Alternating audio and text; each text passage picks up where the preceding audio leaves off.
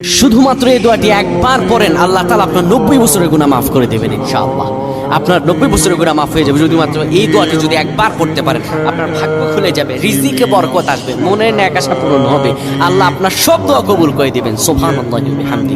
এত ফজিলত এই দোয়াটা আপনারা শেয়ার করে দিবেন। এই যুবকেরা, আমল না করেও সওয়াব পাবা। তোমার একটি শেয়ারে, একটা বাটনে প্রেস করে তুমি সওয়াব পেয়ে যাবা। কারণ তুমি আমল না করো, অন্য কেউ যদি তোমার শেয়ারের বদৌলতে আমল করে সওয়াব তুমি পেয়ে যাবা। নবীজির হাদিস। আমার ভাইয়েরা, আল্লাহর কাছে দোয়া করা, আল্লাহর কাছে দোয়া চাওয়া, এটি হলো মুমিনদের কাজ। আমার আল্লাহ বান্দাকে বলেন, বান্দারে উদউনি আস্তাজিব লাকুম, আমার কাছে চাও, আমার কাছে চাইলে আমি আল্লাহ তোমাকে দিয়ে দেব। কেউ যদি একবারে দোয়াটি পড়তে পারে, দোয়াটি হলো রব্বি ইন্নী যালামতু নাফসি ফাগফিরলি।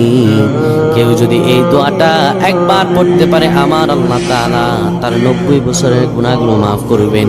কবিরা গুনাহ নয়, সেটি হলো সগীরা গুনাহ।